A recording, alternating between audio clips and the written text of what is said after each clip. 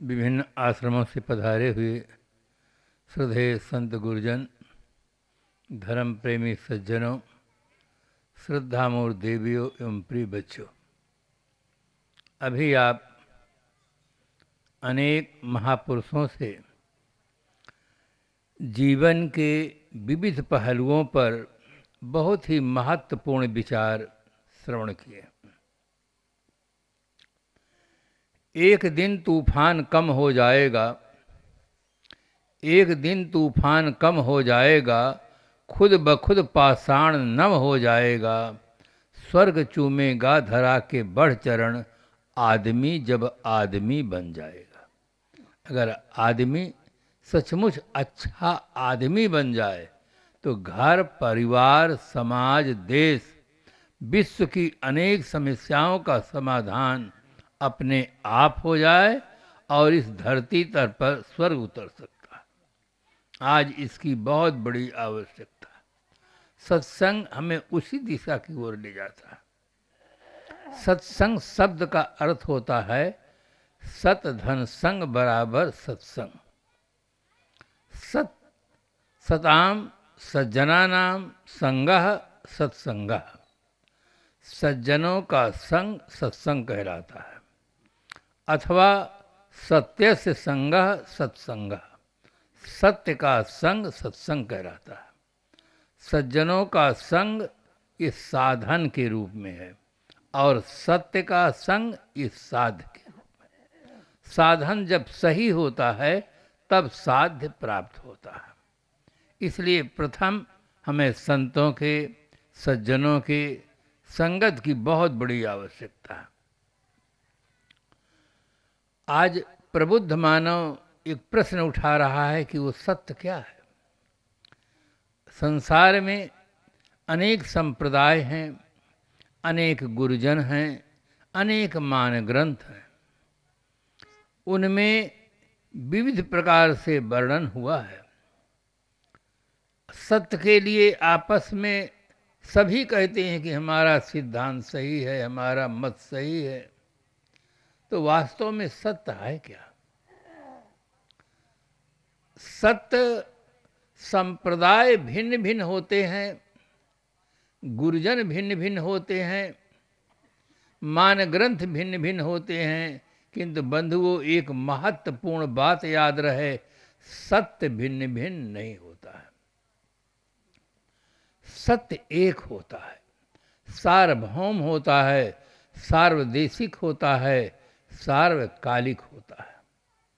अब आपके मन में एक प्रश्न उठता होगा कि वो सत्य क्या है जो सार्वभौम हो, सार्वदेशिक हो, सार्वकालिक हो। आखिर वो सत्य है क्या? भारतीय परंपरा में बहुत सुंदर चिंतन हुआ। अंत में लोग कहते हैं राम नाम सत्य है, अंत में सबकी ये गत है। राम नाम सत्य है, जो जीवन भर बताते थे कि शरीर सत्य है, तुम हमारे हो और हम तुम्हारे हैं। आज उनको साफ साफ दिखाई देता है कि शरीर सत्य नहीं है, शरीर में रहने वाला सत्य है। और आज वो साफ साफ कहते हैं कि इस संसार में कोई किसी का नहीं है। हर आदमी यहाँ अकेला आया है और अकेला ही जाना होता है। हम सत्य को राम कहें, चेतन कहें, जीव कहें, आत्मा कहें, भगवान कहें, ब्रह्म कहें, अल्लाह कहें, गॉड कहें, ये अपनी अपनी भाषा है। भाषा पर ध्यान न दे करके हमें तथ्य की ओर ध्यान जाना चाहिए। तथ्य क्या है? शरीर के अंदर एक ऐसा पदार्थ है जो चिन्मय पदार्थ है, जिसका होना ही जीवन है, जिसका न रह जाना ही मृत्यु है। मृत्यु और कोई चीज नहीं है। शरीर से चेतन का निकल जाना ही मृत्यु है, शरीर में चेतन का होना ही जीवन है।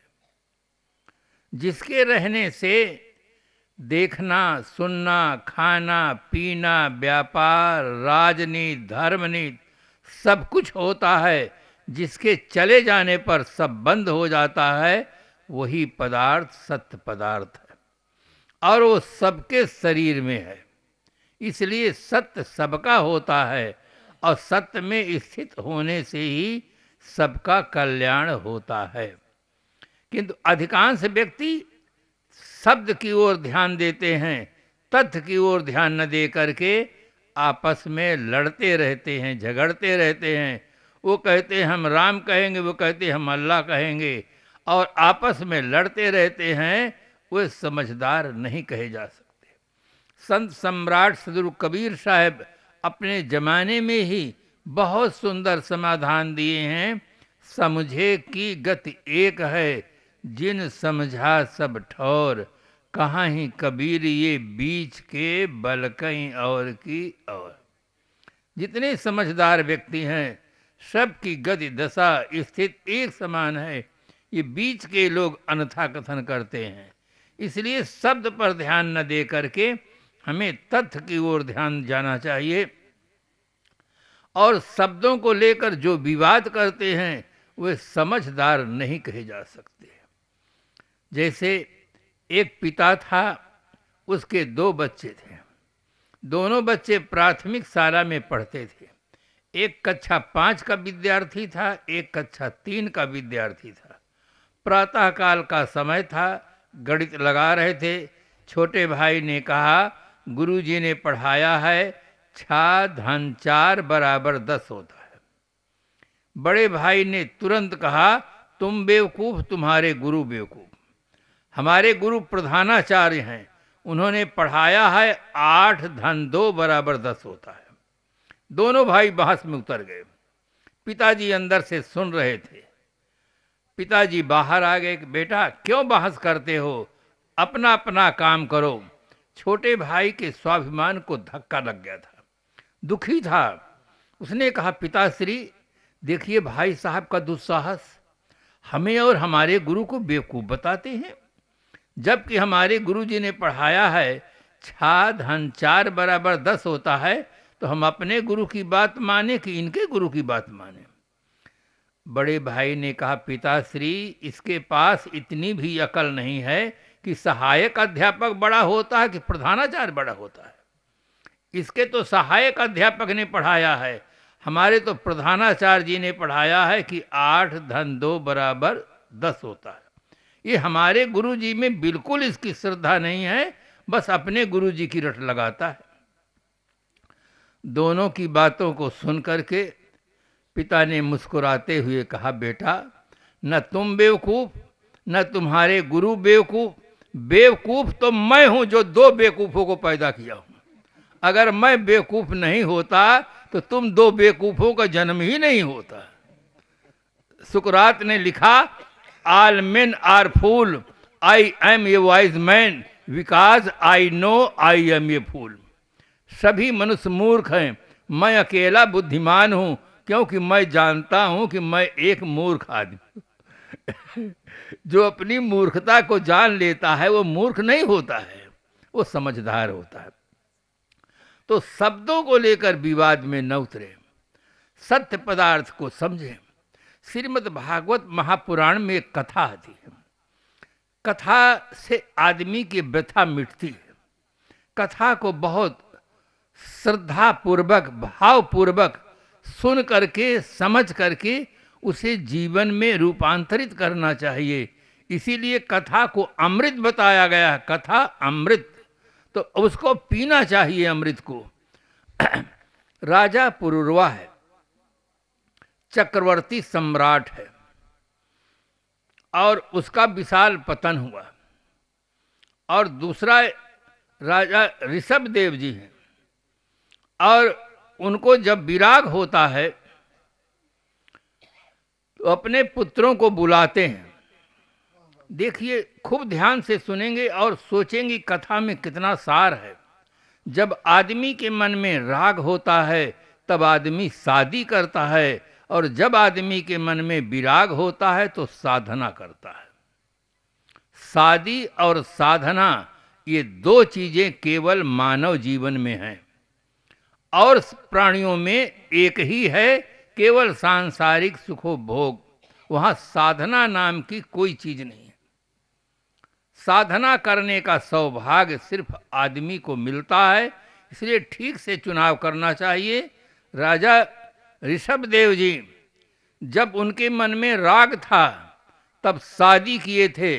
भागवत की कथा में लिखा है कि उनके 100 पुत्र थे, और जब उनके मन में विराग हुआ, अंतिम में जाते समय उन्होंने अपने सब बच्चों को बुलाया और उपदेश दिया। हर पिता को अपने बच्चों को यह उपदेश देना चाहिए। आप कहेंगे हजारों वर्ष पहले जो उपदेश दिया गया है, क्या वह आज के युग में प्रासंगिक है? कुछ बातें ऐसी होती हैं जो शाश्वत होती हैं। आज भी हर पिता को अपने बच्चों को यह उपदेश देना चाहिए। आप कहेंगे वो उपदेश क्या है? जिसके रहने से माँ माँ कहलाती है, पिता पिता कहलाता है, पति पति कहलाता है, पत्नी पत्नी कहलाती है, गुरु गुरु कहलाता है, शिष्य शिष्य कहलाता है। जिसके न रह जाने पर माँ माँ नहीं रह जाती, पिता पिता नहीं रह जाता, पति पति नहीं रह जाता, पत्नी पत्नी नहीं रह जाती, गुरु गुरु नहीं रह जाता, शिष्य शिष्य नहीं रह जाता है। वह तत्व क्या है? इस पर विचार करो, चिंतन करो। कितना सुंदर उपदेश दिया है। जिस माँ को, जिस पिता को सुबह होते हम प्रणाम करते हैं, श्रद्धापूर्वक सेवा करते हैं, और जिसके न रह जाने पर खुद शमशान में पहुंचाकर आग लगाकर फूंक देते हैं, वो क्या चीज है जिसके रहने से माँ माँ कहलाती है, जिसके न रह जाने पर वो मिट्टी रह जाती है? वो चीज क्या है? ये कितना सुंदर उपदेश दिया है। हर पिता को अपने बच्चों को उपदेश देना चाहिए कि उसका अनुसंधान करो, वो है क्या चीज? वो पदार्थ है चेतन, उसको जीव कहें, चेतन कहें, जिसके रहने से सब होता है, जिसके न रहने से सब बंद हो जाता है। चाहे नाम जप हो, हवन हो, संध्या हो, तर्पण हो, रोजा हो, नमाज हो, हज हो, प्रार्थना हो, राजनीति हो, धर्म नीति हो, कुछ भी हो, जिसके न रहने पर सब बंद हो जाता है। वो तत्व सत्य तत्व है। वो तत्व क्या है? वो चेतन तत्व है। वो आप हैं। आज आदमी सबको जानता है, किंतु सबके जानने वाले को ही नहीं जानता है। ये दीपक तले अंधेरा है। संत सम्राट सदगुरु कबीर साहब ने कहा है, आत्म ज्ञान बिना नर भटके, कोई मथुरा कोई काशी, पानी में मीन पियासी, मुझे सुन सुन आवे हंसी। आत्मज्ञान के अभाव में आज आदमी भटक रहा है। सुख के लिए भटकता है, परमात्मा के लिए भटकता है। पूरे विश्व में आदमी इन दो चीजों के लिए ही भटकता है। सुख के लिए भटकता है, बढ़िया से बढ़िया मालपुआ खाया, रसगुल्ला खाया, गुलाब जामुन खाया, हलवा खाया, खीर खाया, पर उसको सुख में नहीं मिला तो व्यसनों में चला जाता है, वहाँ खोजता है। सुख के लिए भटकता है और फिर बाहर परमात्मा के लिए भटकता है। उसको अपनी सत्ता का बोध नहीं।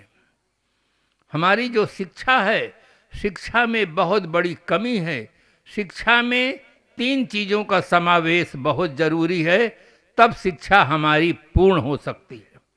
सबसे पहले शिक्षा में राष्ट्रभक्ति होनी चाहिए। दूसरी बात, नैतिकता का बोध होना चाहिए।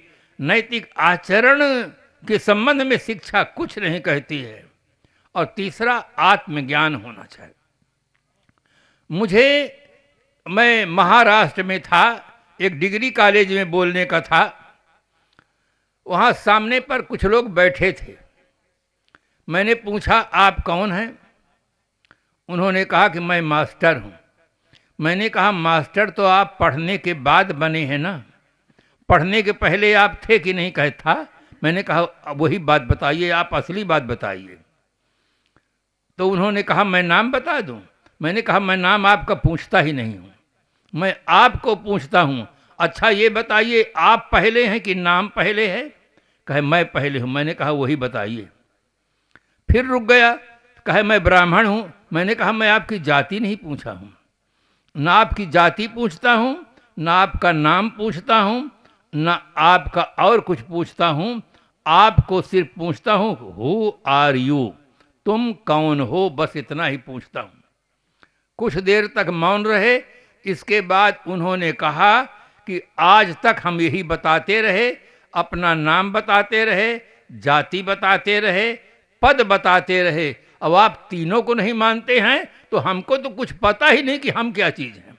ये उनका उत्तर है जो अपने को मास्टर कहते। मैं थोड़ा व्यंग में, हंसी में पूछा। मैंने कहा, अच्छा ये बताइए आप हैं कि नहीं, पहले ये बताइए। तो हंसने लगे, कहने मैं तो हूं, पर तो मैं क्या हूं ये नहीं जानता हूं। ये कुछ समझ में नहीं आता कि मैं क्या चीज हूं। आज तक हम यही सब बता देते रहे। तो शिक्षा बिल्कुल घोर अंधेरे में है। शिक्षा में वो तत्व नहीं है जिसे व्यक्ति को अपनी सत्ता का बोध हो। हम दूसरे को न जाने तो चल सकता है, किंतु खुद को न जाने कि हम क्या हैं, ये बहुत बड़ा अंधकार है। मनुष्य ही एक ऐसा प्राणी है जो अपनी सत्ता का बोध प्राप्त कर सकता है कि मैं क्या हूं। इसलिए हर आदमी को पहले ये जानना चाहिए।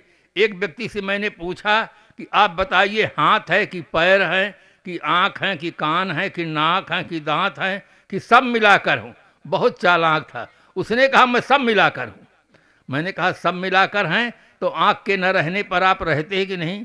कह रहूँगा। मैंने कहा हाथ के न रहने पर आप रहेंगे कि नहीं? कह रहूँगा। पैर के न रहने पर आप रहेंगे कि नहीं? मैंने कहा फिर सब मिलाकर कहाँ हुए? तो आदमी बहुत कुछ जाना है, बहुत कुछ पाया है, किंतु अपने आप को नहीं जान पाता है कि मैं क्या चीज हूं। एक आदमी था, गाड़ी खड़ी करके होटल की ओर बढ़ा। रास्ते में एक व्यक्ति मिला। उसने कहा, श्रीमान जी आप कौन हैं? उसने कहा मैं मोटर हूं, मोटर। उसके उत्तर को सुन करके वो तो हंसे, आसपास के लोग हंस पड़े कि ये कुछ पिए हुए है, होश में नहीं है तो ये ड्राइवर है। अब अपने को कहता है मैं मोटर हूँ। वास्तव में वो शराब पिया था, इतना छक कर पी लिया था कि उसको होश ही नहीं रहा कि मैं मोटर हूँ कि ड्राइवर हूँ। शराब हमारी भारतीय भाषा का शब्द नहीं बंधुओं, शराब अरबी भाषा का शब्द है। सर धन आब बराबर शराब। आब कहते हैं पानी को, सर कहते हैं शरारत को। ऐसा पानी जिसके पीने से शरारत पैदा हो, उस पानी का नाम शराब है। जो डूबे हैं गिलासों के पानी में, न उबरे वे जिंदगानी में, लाखों को मरते देखा है इस बंद बोतल के पानी में। हर आदमी को जो अपनी सत्ता है उसका बोध होना चाहिए। आंख नहीं देखती है, कान नहीं सुनता है। आंख से देखने वाला आंख से अलग होता है, कान से सुनने वाला कान से अलग होता है, और मुख से खाने वाला मुख से अलग होता है। मुर्दा के पास आंख भी है, कान भी है, मुख भी है, परंतु मुर्दा न खाता है, न बोलता है, न सुनता है। क्योंकि जो देखने वाला था वो चला गया, जो सुनने वाला था वो चला गया। ये सारे यंत्र हैं। इस यंत्र का प्रयोग करने वाला चेतन है। आप चेतन हैं, आप जड़ शरीर नहीं हैं। शरीर आपका घर है, अब आप उसमें रहने वाले हैं।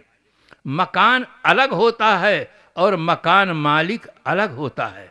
मकान मालिक दावा करता है कि यह मकान मेरा है, किंतु आज तक किसी मकान ने दावा नहीं किया है कि यह मालिक मेरा है। क्योंकि मकान जड़ है, उसमें ज्ञान ही नहीं है, वो दावा क्या कर सकता है। आप दावा करते हैं कि मेरे सिर में दर्द है, मेरे पेट में दर्द है, और जिस दिन आप चले जाते हैं, शरीर में नहीं रहते हैं, शरीर में आग लगा देते हैं, कोई दावा करता है कि बहुत गर्मी लग रही है? दावा करने वाला चला गया। आप चेतन हैं, अपने आप को पहचानो। अरे सदगुरु बहुत करुणा की मूर्ति थे। उस आत्मज्ञान को हर आदमी को बताने का प्रयास किए कि सबसे पहले अपने आप को तो जानो, आप हैं क्या चीज़ है। आप शरीर नहीं हैं, शरीर में रहने वाले हैं। आप मोटर नहीं हैं, मोटर को चलाने वाले ड्राइवर हैं। मोटर अलग चीज़ होती है, ड्राइवर अलग चीज़ होता है। मोटर के कल पुर्जों में से ड्राइवर कोई चीज़ नहीं है। ड्राइवर स्वतंत्र होता है, मोटर से हट जाता है, गाड़ी पड़ी रह जाती है, आप निकल जाते हैं, शरीर पड़ा रह जाता है। इसलिए बंधुओं, सत्संग में आना सबके लिए जरूरी है। कभी तो आप एकांत में बैठें, आंख बंद कर लें, सोचें, अपने आप से पूछें कि मैं क्या चीज़ हूँ। अपने आप से जब भीतर पूछेंगे, बोध होगा, तब आपको जीवन में एक बहुत बड़ी क्रांति होगी। क्रांति मूल में है अपनी सत्ता का बोध। अपने को आदमी मान लेता है कि मैं शरीर हूँ, इसलिए जीवन का लक्ष्य मान लेता है। ईट ड्रिंक एंड बी मेरी, खाओ पियो मौज उड़ाओ, मन को मत कल्पाओ। मूल में भूल हो जाती है। एक भूल के कारण से पूरा जीवन हमारा बर्बाद हो जाता है। इसीलिए एक शायर ने लिखा, लाखों फूल कम है गला के सजाने को, एक भूल काफ़ी है जिंदगी भर रुलाने को। एक भूल अगर आदमी कर जाता है, अपने आप को नहीं जान पाता है, तो पूरा जीवन रो रो करके व्यतीत करता है। बंधुओं, एक दार्शनिक ने बहुत सुंदर लिखा कि हंसने वाले प्राणी को मनुष्य कहते हैं। हंसने का सौभाग्य केवल आदमी को मिला है। आदमी के अलावा कोई प्राणी खिलखिलाकर हंस नहीं सकता है। किंतु आदमी अपने को न जानने के कारण से संसार में रोने वाला सबसे ज़्यादा प्राणी अगर कोई है तो आदमी है। जहाँ देखो वहाँ रोता हुआ दिखाई देता है। केवल बच्चे ही नहीं रोते हैं, बच्चे तो रोते ही हैं, उनका स्वाभाविक है रोना। किंतु जवान भी रो रहा है, स्कूल में फेल हो गया वह रो रहा है, पास हो गया नौकरी नहीं मिली रो रहा है, शादी नहीं हुई रो रहा, शादी हुई पत्नी मिली बच्चे नहीं हो रहे रो रहा है, फिर बच्चे अगर जिंदा नहीं रहे तो रो रहा है, अब बच्चे हुए खराब चाल चलन के निकल गए, सेंटर जेल पहुंचा दिए तो रो रहा है, अगर अमेरिका रूस चले गए अब देखने को नहीं मिलते तो रो रहा है। रोते रोते उसका जीवन समाप्त हो जाता है। एक भूल के कारण से, अपने को न जानने के कारण से। अपने का बोध कौन कराएगा?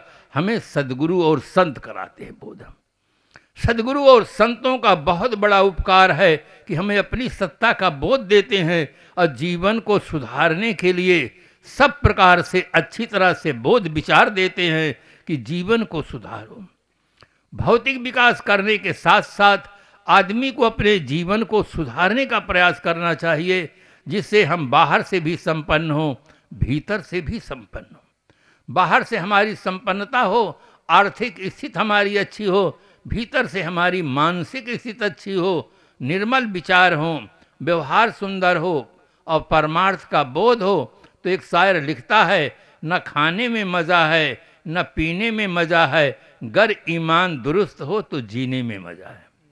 अगर आदमी का जीवन अच्छा हो तो आदमी चाहे झोपड़ी में रहे चाहे राजमहल में रहे सुखी रहेगा, और जीवन अच्छा नहीं रहेगा तो चाहे जहाँ रहेगा दुखी रहेगा। जीवन को सुंदर बनाना ये आपका कर्तव्य है, और आपके पास ये पावर है। वो पावर को जागृत करने के लिए सत्संग जरूरी है, सद्गुरु संतों की भक्ति उपासना जरूरी है, जिसके माध्यम से आपन तेज संभालो आप है। हमें अपनी सत्ता का, शक्ति का बोध जागृत हो जाए तो इन विकारों से हम जीते जी मुक्त होकर के निर्मल जीवन जीने का सौभाग्य प्राप्त कर सकते हैं। इसी उद्देश्य को लेकर के सत्संग का कार्यक्रम होता है, जिससे हमें अपनी सत्ता का बोध हो, जीवन का सुधार हो, अंधविश्वास से ऊपर उठें, हमारी आस्था सत्य में हो। संत सम्राट सदगुरु कबीर साहब ने कहा, सांच बराबर तप नहीं, झूठ बराबर पाप, जाके हृदय सांच है ताके हृदय आप। महाराज गोस्वामी जी मानस में लिखते हैं, धर्म न दूसर सत्य समाना, आगम निगम पुराण बखाना। सत्य की सर्वोपरि महिमा है। इसलिए बंधुओं, सत्संग से सत्य का बोध प्राप्त करें और सदाचार निष्ठ जीवन जीने का सौभाग्य प्राप्त करें। इन्हीं शुभकामनाओं के साथ अपनी वाणी को विराम देते हैं। सभा में उपस्थित सभी सज्जनों देवियों को खूब खूब शुभकामनाएं, शुभ आशीर्वाद। कार्यक्रम के आयोजक सिद्धेश साहब और राम कुमार जी, सबको बहुत साधुवाद और संत गुरुजनों को सादर साहेब बंदगी।